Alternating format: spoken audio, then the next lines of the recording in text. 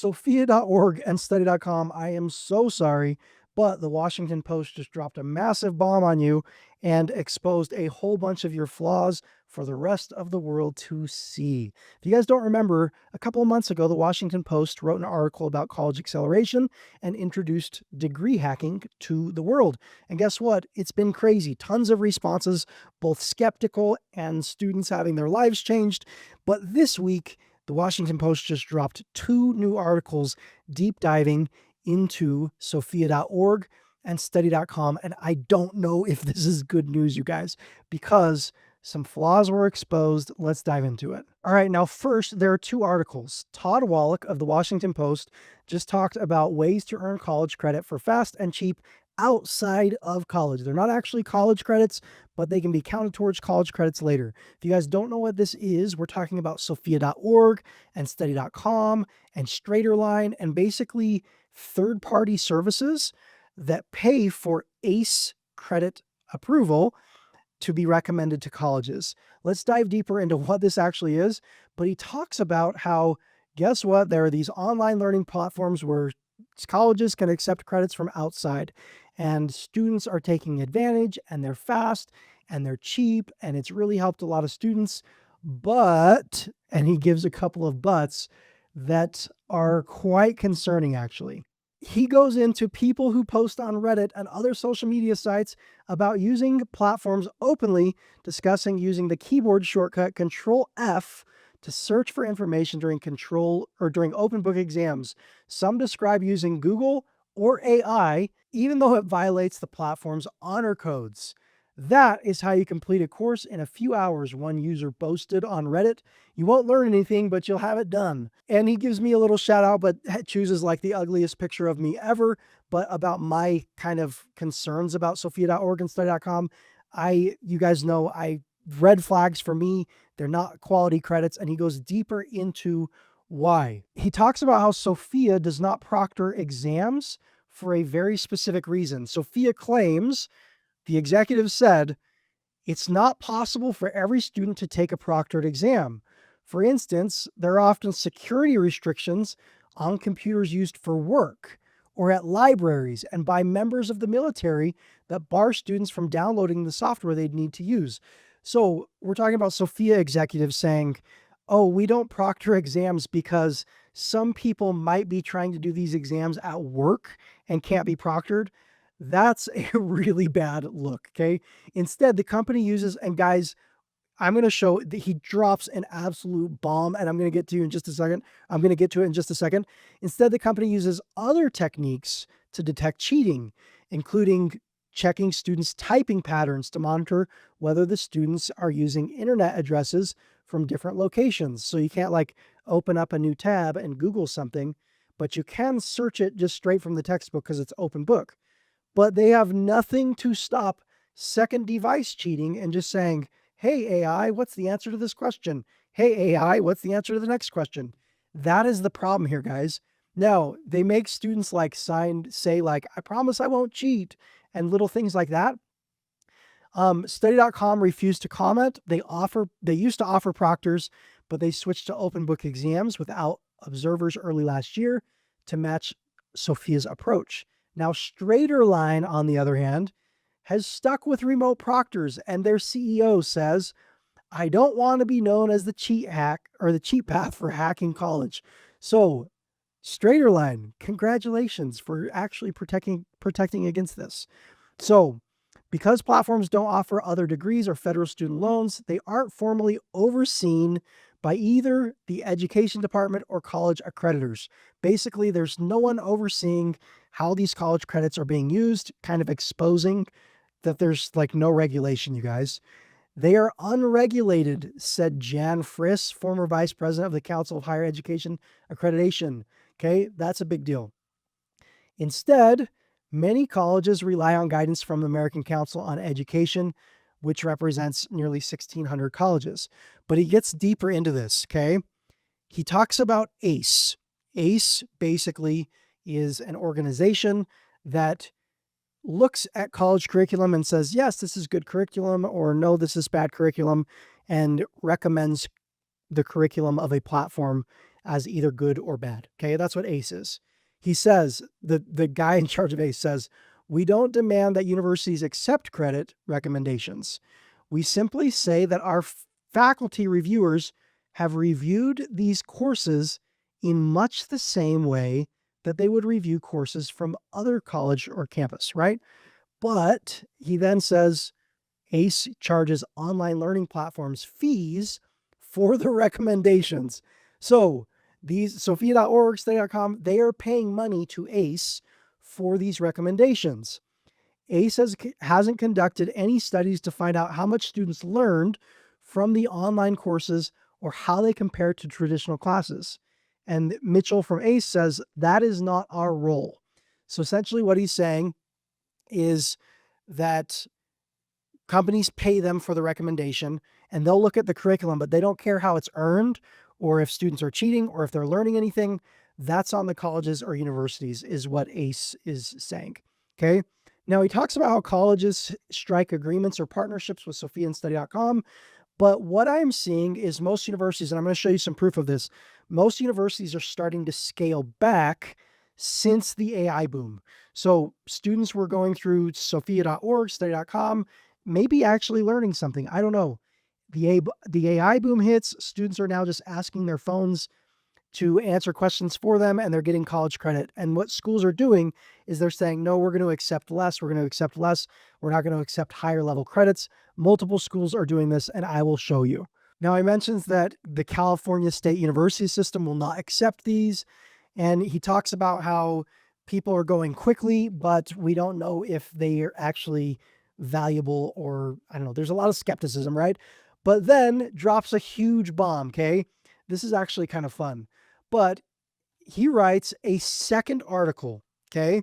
This is, again, Todd Wallach of the Washington Post. He writes a second article. He posts it like a day or two later.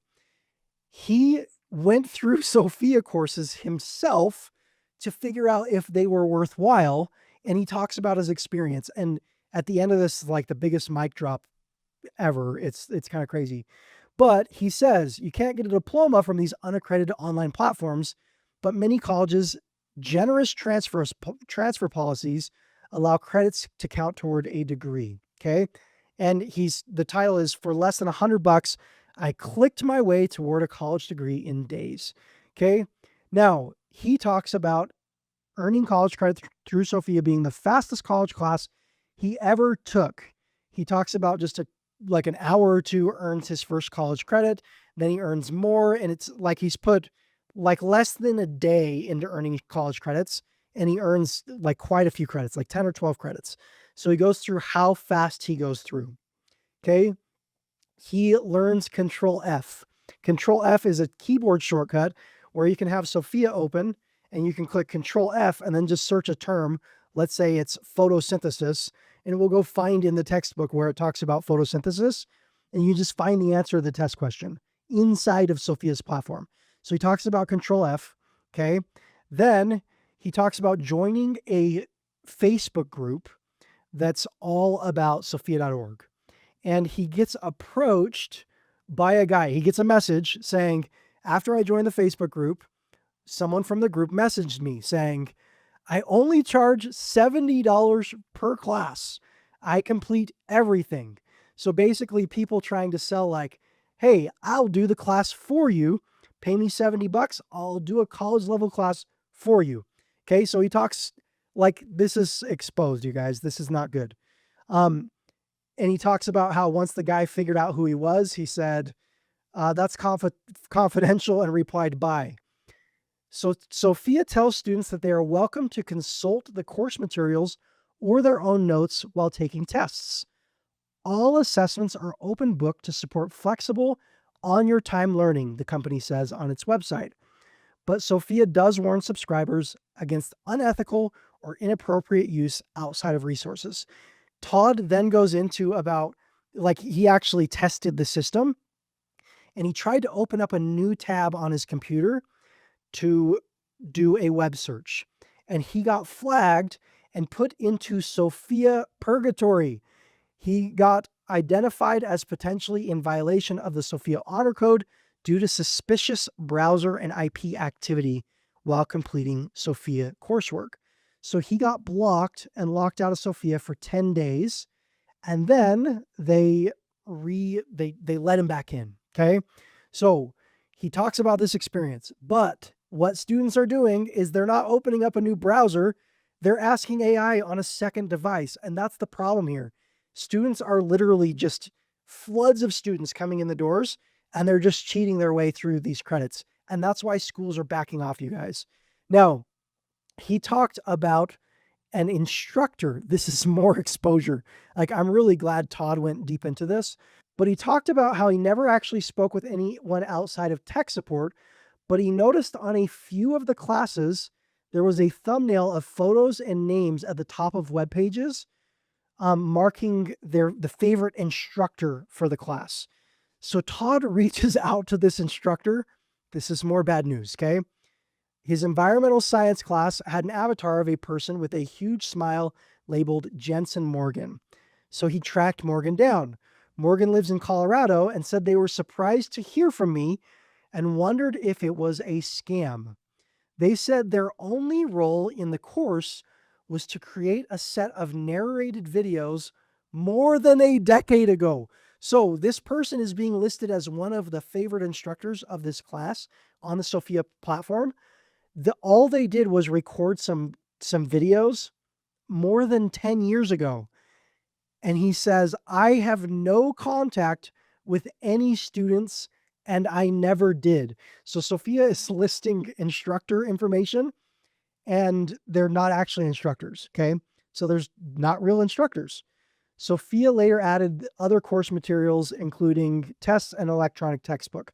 So they're still using his videos. They've added some textbooks and stuff after that. Says at the time, Morgan had some video production skills and an undergraduate degree related to environment, and that's what qualified him to do this curriculum. So, like, doesn't sound like a college level instructor. And I apologize, Morgan, if you're watching this. I'm sure you're super smart, but yeah, you get what I'm saying. So then he says, Todd says, I'm not sure I retained much because I only scanned through the textbook for answers. Sorry, Morgan, but this is the mic drop at the end. But I did learn just how quickly you can earn college credit using Control F. Boom, mic drop. Guys, this is crazy. I know that there are a lot of students who have benefited from sophia.org and study.com. But having a reporter from the Washington Post being able to get in and get answers from people that we haven't been able to before, it exposes a lot. Now, schools are not stupid. These universities are not stupid, you guys. They know what's happening. They know students are cheating their way through these credits, and they're trying to find the balance between we need to grant credits so we don't lose the students, but we can't gain the reputation of having sophia.orgers and study.comers just flooding through the gates, doing 3 years of school through these platforms and then a year through us. That dives our reputation. Since AI became a big thing, that is what is happening. Now, in response, last year in May, University of Maine at Presque Isle said that they're no longer accepting upper level courses for transfer from Sophia and study.com. So they came in, floods of students were piling through this school, doing 3 years of school through Sophia and study.com, and then getting a liberal studies degree with just a year through the school at a self-paced, doing it self-paced. And by the way, that's a really bad degree. Liberal arts or liberal studies where 3 years are through ACE approved platforms, not a good degree. But they scaled back. This year, we saw the same from Western Governors University. Okay. Western Governors University, they say, as this is literally a statement on Sophia's website. So if Sophia's saying this, Sophia doesn't want people to know this. WGU's partnered with Sophia. Please note, transfer pathways vary by major. And then it says, as part of WGU's ongoing review of academic programs and course levels, WGU has updated certain transfer articulations, including removing some Sophia articulations. Official Sophia learning transcripts must have been received by WGU during March 2026 to be considered before the guideline changes.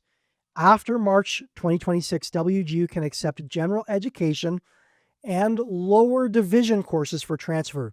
But upper division courses must be completed at WGU. So WGU did the same thing. They said, nope, we're not taking upper level courses anymore. So that, like, this is a pretty new change. So this is their health college. Like, people have said to me, oh, they only did it for some of their business degrees. This is a statement for their health degrees. We have the same statement from their technology programs. We have the same statement from their business programs. Same thing. Schools are scaling back. On top of this, we have schools like University of Arizona, who has a global campus. So we're seeing schools with global campuses releasing statements like, per University of Arizona transfer credit policies, courses from Sophia Learning cannot be accepted for credit at our main campus or our online campus. We still accept some at our global campus. So a school that has a global campus is saying, like, you can use them at the global campus, but we're not taking them at our actual official campus. The same happened at University of Maryland, who also has a global campus. University of Maryland typically does not award undergraduate transfer credit for courses that are pre-collegiate, okay? And they say these include, but are not limited to, Sophia Learning, Coursera, Straighterline, Outlier, and Study.com. Like, I've been sending this warning for a long time. I'm not the only one. We have a reporter from the Washington Post going through, like, testing the waters here and being like, yeah, there's some red flags here. Now, having said that, students often assume the only possible way to accelerate degrees this quickly is to use sophia.org and study.com, and that is so far from the truth. Yes, some students can get away with some credits through these third parties. Some students can get away with it. Having said that, I am a much bigger fan of going self-paced and accelerating your entire degree from inside the school without the third-party credits. We have such a wave, and guys, you can do it both ways. I literally make no difference in money whether people use Sophia and Study.com or they don't. It makes zero difference for me. There are tons of people on YouTube saying, like, these tools are amazing. Use my affiliate link to sign up for sophia.org or study.com. I don't do that because I want an unbiased approach. I work with students and teach them how to earn college degrees faster. Some of my students use Sophia and Study.com and some don't, and it makes zero difference to me. But I want to be the person that's saying, like, hey, take a step back. I want my degree to be worth something in 5 years, and I don't want to get a degree in this way that's like burning to the ground as we speak because of AI cheaters, even if you're the one to do it ethically. But there are ways to earn degrees really fast without these tools, okay? And it's doing, like, basically we're finding schools with self-paced programs that, yes, even like will proctor their exams to protect from cheating, have actual methods in place to protect from AI cheating, so the schools don't tank in reputation. This is what I'm talking about. Now, if you want to learn how to do this, I'm going to leave a link to a video right here where I walk you through how to do this without these types of credits. I hope that this video has given you valuable information. Like and subscribe. Watch this video if you want to learn the process. I'll talk to you in the next video.